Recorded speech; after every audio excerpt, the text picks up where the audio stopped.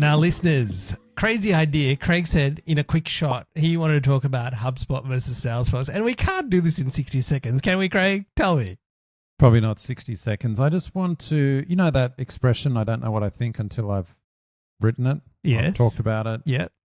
I often just talk about stuff to work out what I think. And so I'm going to ask for your help, Ian.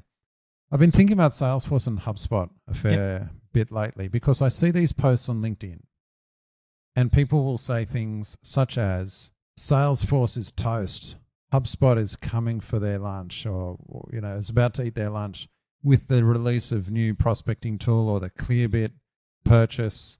And it makes me wonder, have these people ever actually seen a large Salesforce project? Because Salesforce is a massive platform.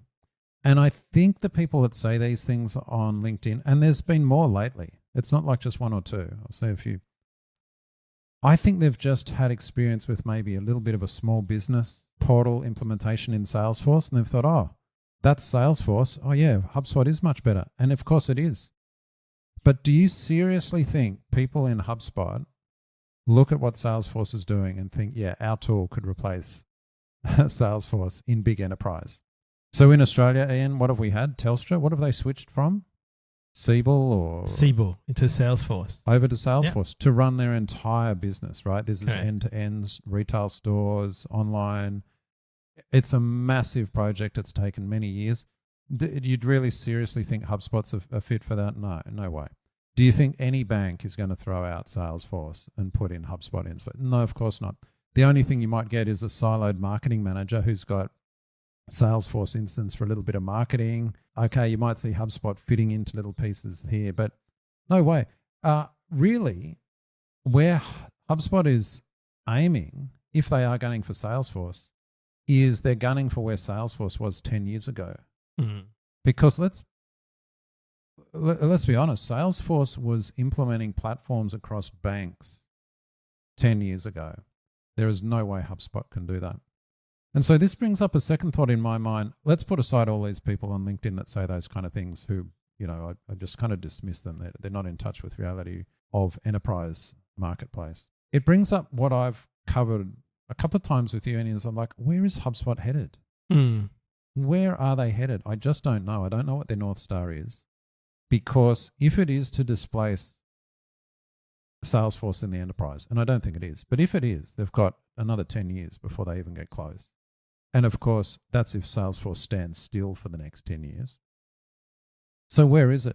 And all I can think of is that they're going to cherry pick mid-market scenarios where Salesforce is probably overly complicated for that situation, and HubSpot is a better fit.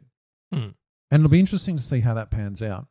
But that's why they talk about HubSpot. What do they say for growing businesses? Growing businesses. Growing businesses, yeah. Yes. It's a generic nothing statement, right? It could mean anything.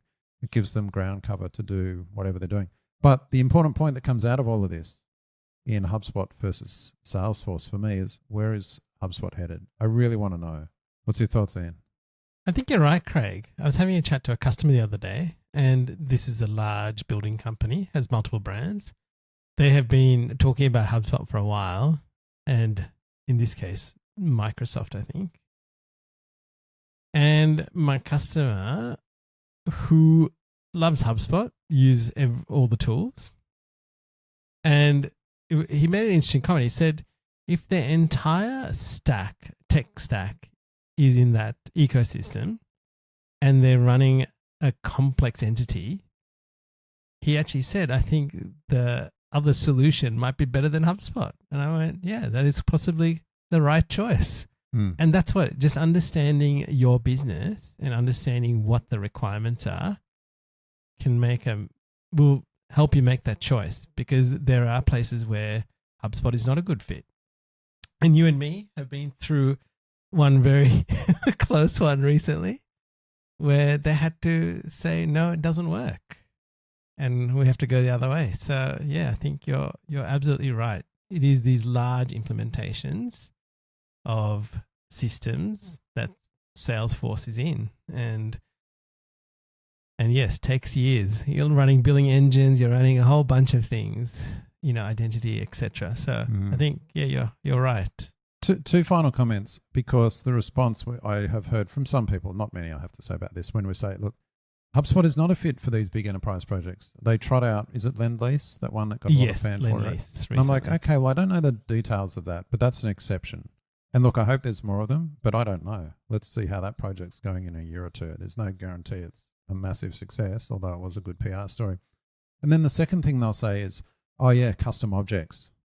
As if custom objects somehow solves complex business processes across a complete enterprise.